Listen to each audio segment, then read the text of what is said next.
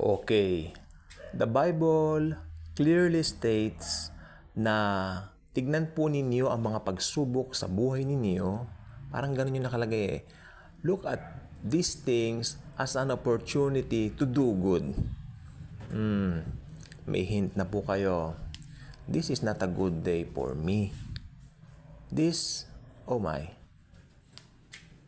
Ano ko ba sasabihin? God is good all the time. Jesus is good all the time. But, isa ito sa mga araw na paggising ko pa lang, stress, iniisip mo yung, alam niyo po ba yun, yung you are expecting something na maayos kahapon, then hindi nakipag-coordinate yung mga kasama mo, palpak. Ang pinaka-easiest, sa totoo lang po, isang normal na tao, I cannot detail it here, but ang isang pinaka-easiest na magagawa mo, kung ikaw ang nasa sitwasyon kung magalit, mabuwisit, totoo yan, ma-piss off ka. Yung inasahan mo, and then, I later found out na wala pala kaming hinihintay dahil hindi kino-ordinate nung inaasahan namin. What do you think? Magpapasko pa naman. So, yeah, sabi ko, Panginoon, you are my rest.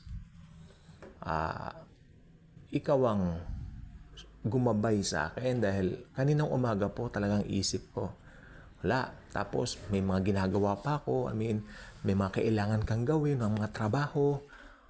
Ginawa, syempre, you have to. Di ba? Pero talaga, sabi ko, and then umupo po ako.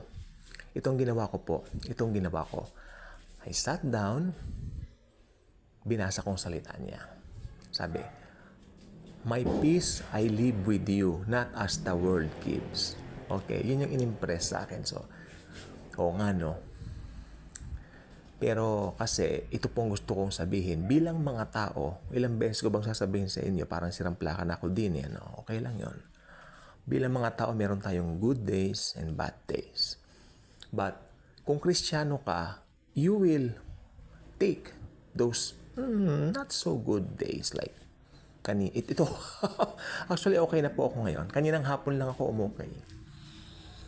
Dahil talagang, maraming dapat gawin, maraming dapat i-meet sa mga finances, tapos, paano yan? Inaasahan talaga namin po. Hindi lang naman po ako, group kami, no? Na mga umaasa dito. Pero sabi ko, Lord Jesus, you are in control. Nasa trono po kayo. Hindi naman ako dapat magmaktol ng ganito. At saka nilagay ng Panginoon sa aking isip, yung mga bagay ng mundo, hayaan mong matakot ang mga taga-mundo. Hindi ba? Hindi po tayo taga-mundo. And yet, gusto ko sabihin, affected talaga. Kasi kagabi po, talagang ang ayos ng usapan. Tapos, bumangon ako kanina. Siyempre, anticipating something. Kayo naman po. Di ba? Pag may ganyan naman, siyempre, inaasahan mo na. Naligo ka, lahat, inayos mo na. Para lang malaman mo na hindi matutuloy yung lakad. What is that? Sabi ko po sa inyo kanina, ang pinaka-easiest na magiging reaksyon ng kahit na sino sa kalagayan kung magalit, mabwisit, mabusga. Dahil hindi po talaga maganda. Hindi po talaga maganda yung ganon. Sabi nila, kulang siya sa coordination. Totoo po yun. Bukas po kakausapin ko siya na ayan ang kanyang weakness. Kasi sa grupo dapat sinasabi. And I hope bukas matuloy na po kasi nagagalit na rin yung kabilang kampo. Hindi madaling maging ahente. Totoo lang po. Maging ahente lang tayo ni Jesus. Pero syempre, sa mga bagay na yan, kumikita po tayo. Pero ako, parang sabi ko, Lord, gamitin na lang natin ito as an opportunity na lumago kami. I hope hindi lang po ako, pati rin po dapat sila ma-realize nila na pag ganyan, dapat talagang unang-una ipupwesto natin yung focus natin kay Jesus. Yan. Para sa inyo rin po mga nakikinig at nanonood dito. Kasi pag nadi-focus ka na, parang, mundo na, di ba? Parang nadadala ka na. Alam niyo, hindi niyo po maiiwasang madala. Huwag mo sabihin na matagal na akong Kristiyano. Matagal na akong mananampalataya ni Jesus. Actually, tayo po ang target ng Diablo eh. Kaninang umaga paggising ko, mabigat ang pakiramdam ko. Would you believe that? Hindi ko po. Sabi rin ng isang kasama ko, Kristyano rin siya. Ako rin eh. Ganyan gano'n. Hindi ko alam ba't gano'n ang pakiramdam. Pero sinabi po niya sa akin parang nireveal ng Panginoon sa akin, hindi matutuloy ngayon. Tama nga po siya. Dahil, pero sabi ko na lang, tignan na lang po natin ito as something na may dahilan ang lahat. Kasi, pag tinignan mo agad yung, kasi gusto mo matapos agad, gusto mo ganito. Kasi, hindi naman po ako plastic at tao, kasi pera po yan eh. That's money. Diba? I'm not a plastic, I'm not a Tupperware person. Kailangan natin ng pera. Diba? At, syempre, pero tignan po natin, ang blesser si Jesus. Yan. So, sabi ko na lang kanina sa kanila, iwan na lang natin sa kanyang kamay. Maaaring may kadahilanan po lahat. Ako na lang. Pero sa totoo lang po, I'm upset. Hindi ko lang po pinakita rin sa ilang grupo kanina. Although, ito pong gusto ko sabihin sa inyo, kung meron po mga ganyan na nararanasan kayo, tutuusin lang po, sabi ko, na-realize ko, hindi pala ako naka-record ngayon, nakapag-record. Dala ng situation. Ganun po kasi ako, if everything is good, magre-record ako. If everything is bad, o hindi naman po masyadong maganda, magpapahinga ako. Kasi ganun tayo, di ba? We operate on that.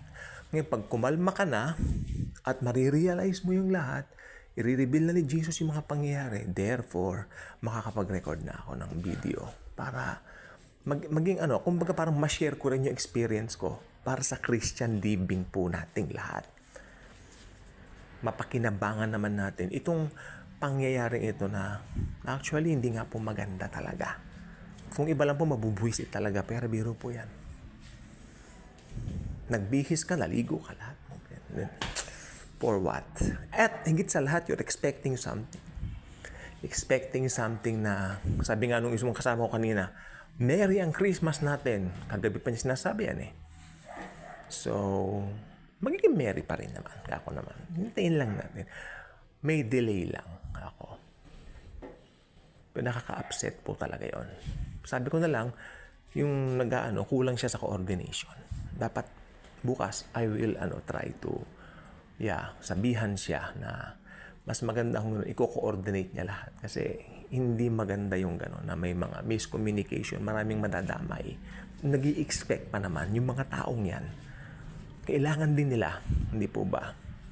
So, tayo mga Kristiyano naman, meron naman tayong tinatawag na patience. Actually, na-practice ko naman po. Kaya lang talagang bilang tao, this is not a good day. Everything is fine naman. Maraming blessings, oo, pero siyempre may hinihintay talaga tayo. Matagal na po kasi ito. Akalain nyo, inayos namin ang papeles, hinintay namin yung mga papeles na ipapadala mula abroad.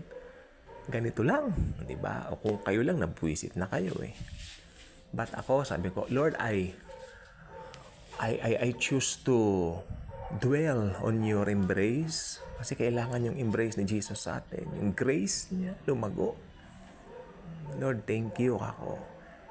Dahil itong araw na ito, it's a good day pa rin. God is good all the time, may kanta. Lahat, sa bawat araw, wala siyang ginawang pangit na araw. Pero tayo kasi mga tao lang po tayo, nasa laman pa rin po tayo. Nandito pa rin po tayo sa period or process ng sanctification natin. Sabi naman ni Jesus, wait lang mga anak, I have a better plans for all of you. So, yan lang po. I hope naman kayo anong tawag ba dito? Makinabang ngayon, ang gusto kong sabihin, hinahanap po yung salitang yan. Makinabang dito sa pangyayaring ito sa aking buhay. The Lord intended me to siguro to experience this para maibahagi ko rin naman sa inyo. Kasi siguro may mga viewers po dito na experiencing the same thing. So, malaking pakinabang din po sa inyo pag narinig naman po ninyo ang mga eksperyensya kung ito. Kaya kung hindi pa kayo subscriber sa channel na ito, I invite you to do so. Click the notification bell, share this video, share the wonderful love of the Savior, the Lord Jesus Christ. Thank you, and as always and forever, Jesus truly loves us all.